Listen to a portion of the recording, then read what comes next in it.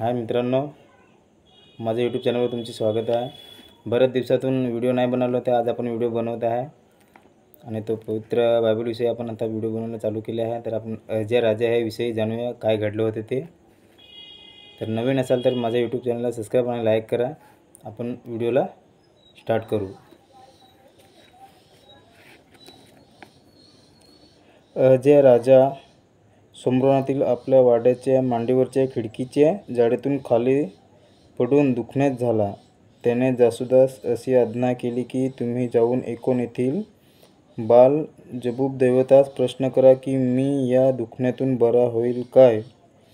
अजय राजा हा खिडकीच्या म्हणजे असा बंगला असेल, त्याची खिडकी असतील, त्याच्या बंगल्यातून तो खिडकीच्या खाली पडला आणि तो दुःखण्यात म्हणजे बिमार पडला। तर तो जो त्याचे माणसं होते त्याला प्रश्न करत होता की ज्या कुठेतरी बाल जबूब देवतास प्रश्न करा असा। तर त्याने माणसाला पाठवलं होते की जा आणि तुम्ही त्यांना विचारा की मी बरे होईन की नाही होईल असे। आपण पुढे वाचूयात आहे। इतक्यात परमेश्वराचा देवदूत एलिया तिसबी यास म्हणाला, उठ, शमरोनच्या राजाच्या जासूदास जाऊन गाठ आणि विचार, तुम्ही एकोन येथील बाल जबूब देवतास प्रश्न कराव्यास चालला आहात ते इस्रायलात कोणी देव नाही काय म्हणून की काय। परमेश्वराचा देवदूत म्हणत होता की तुम्ही म्हणजे जिकडे तिकडे तुम्हाला देव नाही कोणी काय असं म्हणून दुसऱ्या देवाला तुम्ही विचारा जात होता तसा। यास्तव परमेश्वर अजय म्हणतो, ज्या पलंगावर तू पडला आहेस त्यावरून तू उठायच नाही, तू अवश्य मरशील। परमेश्वराचा देवदूत सांगत होता की तू अजय राजा जे खाटल्यावर पडून आहेस त्या खाटल्यावरशी तू उठायचं नाही, तू अवश्य मरशील असा तो आज्ञा करत आहे। असे बोलून एलिया चालता झाला। जासूस राजाकडे परत गेले तेव्हा त्याने त्यास विचारले, तुम्ही परत आला ते का म्हणून।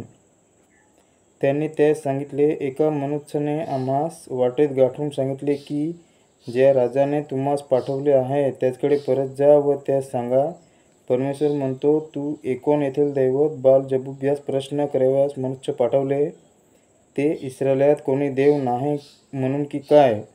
तर ज्या पलंगावर तू पडला आहेस त्यावरून तू उठाव्यास नाहीस, तू अवश्य मरशील। त्याने त्यास विचारले, ज्या मनुष्याने तुम्हास गाठून हे सर्व सांगितले तो दिसण्यात कसा होता।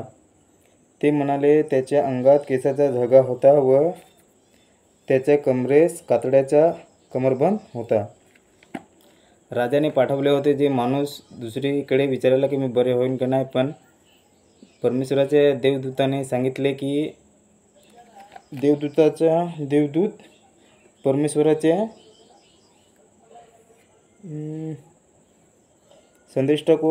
संदेष्टाला म्हणाला एलियाला की तू गाठून त्यांना सांग ते माणसाला की तुमचा राजा ज्या घाटल्यावर पडला होता त्या घाटल्यावर उठायचा नाही, अवश्य मरणार असं।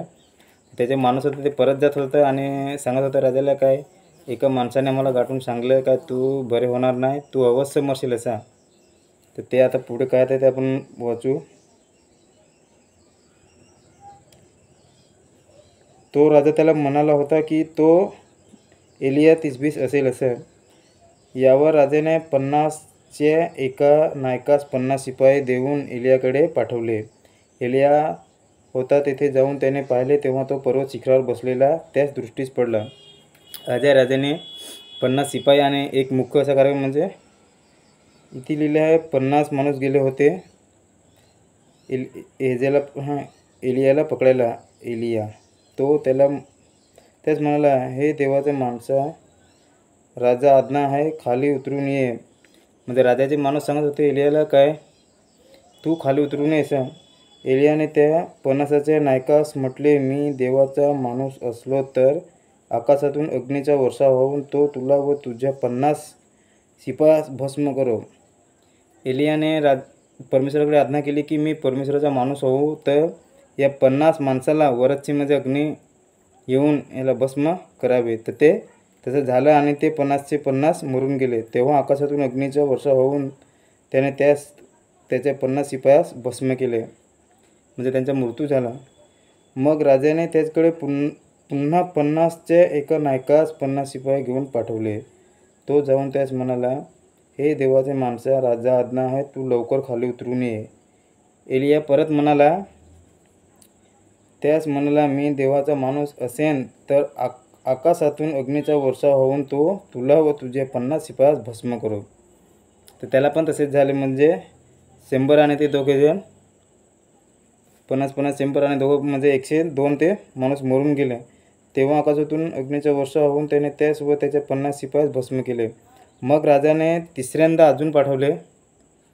50 एका नायकास 50 शिपाई देऊन पाठवले. त्या तिसऱ्या 50च्या नायकाने जाऊन एलियापुढे गुडघे टेकले आणि विनवणी करून म्हटले, अहो देवाचे माणूस, माझा प्राण व हे आपल्या 50 दासाचे प्राण आपल्या दृष्टीला मौल्यवान वाटतो. म्हणजे याचा जीव आणि माझा आणि 50 शिपायांचा याचा जीव तुझ्या हातात आहे. असं पहा, आकाशातून अग्नीचा वर्षाव होऊन पहिले 2 नायक व त्याचे 50 शिपाई भस्म झाले. पण आता माझा प्राण आपल्या दृष्टीस मौल्यवान आहे. परमेश्वराचा देवदूत एलियास म्हणाला, खाली उतरून त्याचबरोबर जा, भिवू नको. नंतर परमेश्वराचा देवदूत म्हणाला एलियाला की खाली उतरून तुझा भिवू नको असं. तेव्हा एलिया उठून खाली उतरून येत त्याच्याबरोबर राजाकडे गेला. त्याने त्यास म्हटले, कोण येथील दैवत बाल-जबूब याला प्रश्न कराव्यास तू जासूस पाठवले, ते इस्रायल देव नाही म्हणून की काय? यास्तव ज्या बिछाण्यावर तू पडला आहेस त्यावरून तू उठाव्यास नाहीस, तू अवश्य मरणार. एलियास सांगितलेल्या परमेश्वराच्या वचनाप्रमाणे तो मरण पावला. म्हटलं की जे परमेश्वराने सांगितलं होते तसं झालं आणि तो अजय राजा मरून गेला. त्याला पुत्र नव्हता म्हणून त्याच्या जागी यहोराम हा राजा झाला.